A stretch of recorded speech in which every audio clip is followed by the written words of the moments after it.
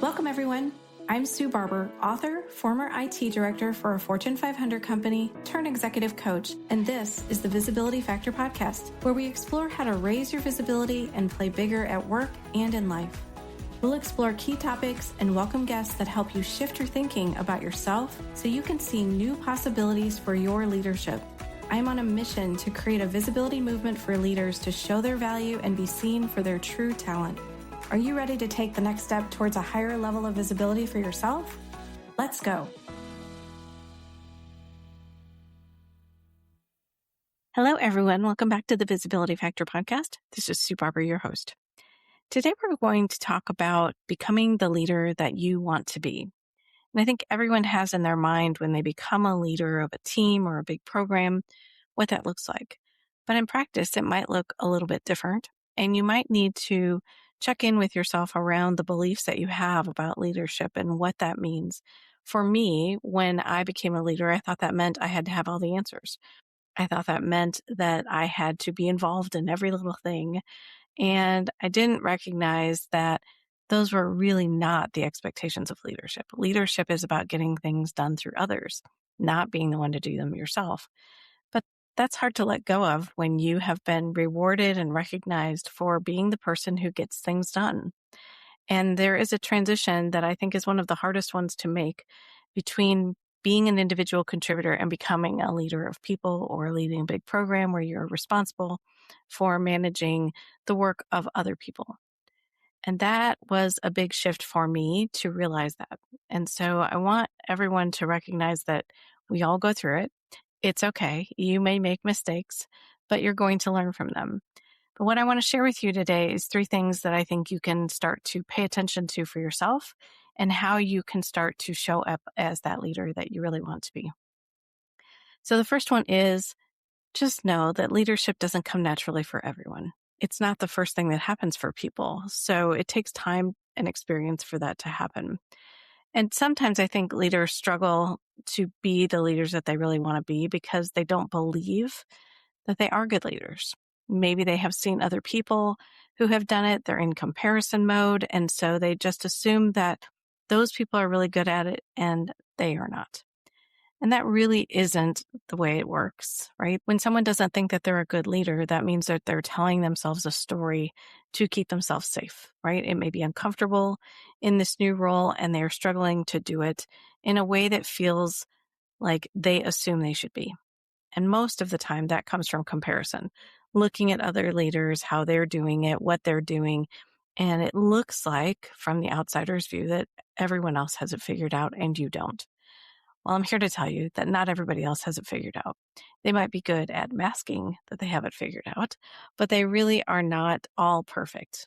Perfection's an illusion. So recognize that everyone's going through their own challenges. It may not be the same challenges as you are, but every time you move up into the next level, you're challenged again because the expectations on you grow for you and your team. So some people may or may not believe that they're good leaders, so they might tell themselves that story. And when that happens, it keeps them hidden. It keeps them quieter. It keeps them from speaking up and doing the things that they need to do. And those are definitely things that happened for me. It was really a struggle for me to get past the doubts and imposter syndrome that I had. But once I understood that the limiting beliefs I was carrying around were old, not helpful for me, were just trying to keep me safe, I could see that I didn't have to believe those anymore, that those were things that I needed in the past and I didn't need them now.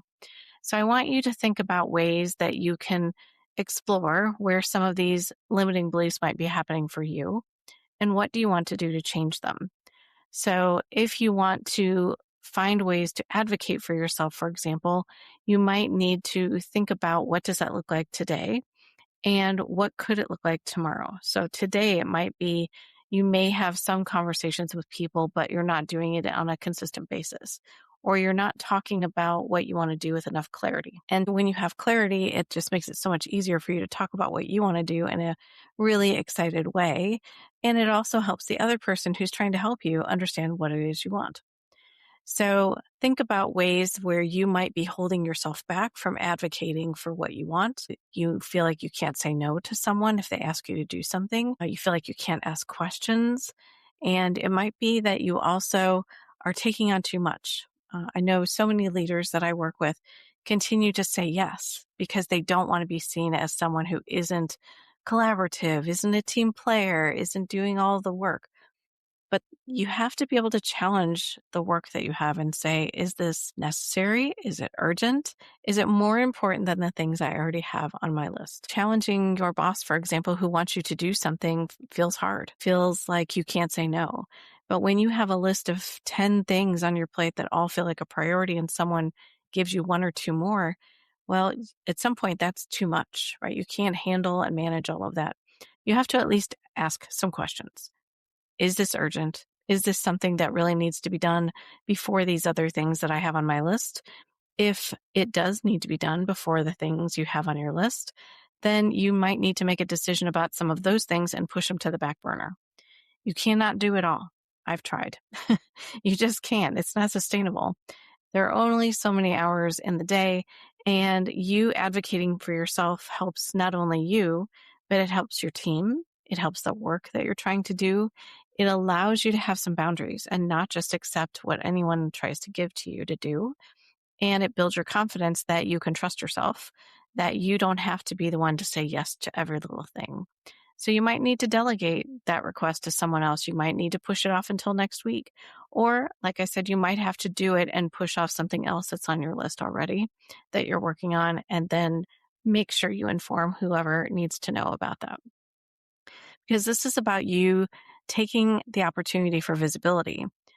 And we want visibility in a good way, not visibility for taking on too much and being overwhelmed. That's not going to help you.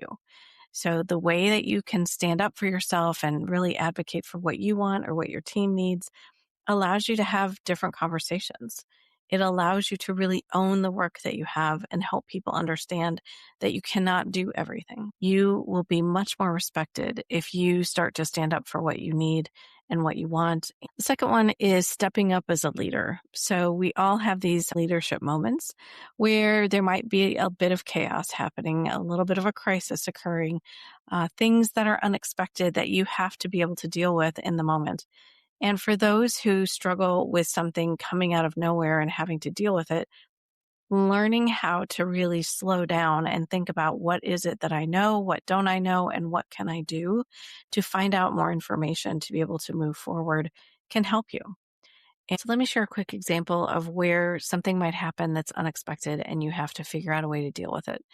My manager at the time had been in place due to a reorganization for maybe 4 months. He was new to what we did and understanding all of that. So he was just trying to figure out how he can best support our group. And my VP called one morning and said, hey, he's going to be out. He had a fall over the weekend and hurt his head, has a concussion, but they think it's more serious than just a concussion. And so he's probably going to be out around 4 months or so. And I thought, oh my gosh, is he going to recover? Is he okay? And they said they didn't know. And so, of course, in that moment, I'm thinking, okay, well, there's no one else to go to. My VP had mentioned in the call that he was going to be out of the office quite a bit. And so I would have to, find a way to get a hold of him if I really needed him. But he trusted that I would be able to do the job. And so, of course, devastating for my manager at the time who was hurt. And there's no one else to really manage what I had to do and what my team had to do. And so in that moment, I thought, you know what, you're the person now. There's no one else. You have to be able to step up and make decisions and handle all of the things that are going to happen and be able to make the best decisions that you can because you have no one else to really rely on. Now, I'm not saying there was no one, right? I could talk to a mentor, I could talk to someone else in the organization, and I could certainly go up the ladder to other people if I needed them. But I thought, you know what? I know a lot about this area. I know what I'm doing. And I think if anyone can make the best decision, it is me. So I had to trust myself to say, I'm going to step up at this moment and handle this situation because every day leaders have challenges that they have to face. And of course, this is a devastating one. This is more challenging than maybe others, but we have to be ready. We have to be ready to step into kind of this leadership presence and moment of being able to handle whatever's come up, because it's not only you who's impacted, it's your team, it's the work, it's your client's work, it's all of that kind of put together in one. And everyone's looking to you to see how you handle it. And so those are moments where I really think about, I call it like being thrown into the ocean a little bit, right? Where you are just kind of tossed in and you need to swim. You need to be able to swim and handle it. And it's out of your comfort zone. It's uncomfortable. It's not the norm. But how you handle those situations says a lot about you and can build a lot of credibility and respect and visibility for what you're doing in a very short period of time. And so if you can start to navigate whatever that looks like for you in your situation that you might encounter, just recognize it as an opportunity to demonstrate some leadership in a bigger way. You don't have to ask for permission. You just do it. So there's a lot of things that we have to navigate in these moments, and we have to think about, how are we going to do that? How are we going to make sure that we are stepping up when we need to, that we're advocating for ourselves and our team, and that we are able to challenge in the situations that we have and make sure that things are being done appropriately. So in this moment, thinking about the leader that you really want to be, what does that look like for you? It may be different than you originally expected to be as a leader. You might need to make some shifts and changes, and you might need to do things differently than you originally thought. That's perfectly okay. This is about an evolution of you as a leader. And you may start in one place and completely transform, maybe in 2 to 3 years, 5 years, 7 years, whatever that is for you. But that's all based on just the mindset that you have and recognizing that you can do more, that you can play bigger, and just embracing that and trusting yourself that you're ready for that. You have an amazing team. Let them help you do the work. Delegate to them. Don't learn everything. Don't learn all the details. Please stay at a much higher level. You will thank yourself for it later because you won't get sucked into every issue. That's what your team is there to manage. You're there to be an escalation point, to be able to clear the path for your team, to influence others, to get decisions made or maybe get funding. Those are things that you need to really focus on so that your team can do the work, that they can do the work that they need to do without having to struggle through it. And when I see leaders who have really embraced this, it really changes how they show up. They have so much more confidence. They're able to navigate the workplace in a whole different way than they've ever done before. And they, much like my experience, feel like, wow, how come I didn't know this before? Well, I'm trying to tell you right now that this is possible.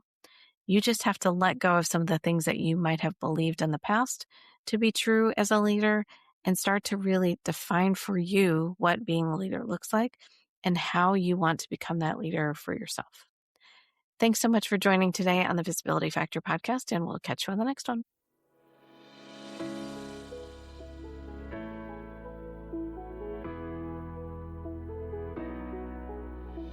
Thanks so much for listening to the Visibility Factor podcast. Remember that visibility starts with small steps that are intentional and consistent each day. Be bold, be visible, be the leader you were meant to be. Find us and subscribe on Apple Podcasts, Spotify, and wherever else you listen to podcasts. Follow us on all of our social media platforms, which are highlighted in the show notes. Thank you for listening, and we'll see you next time on the Visibility Factor podcast.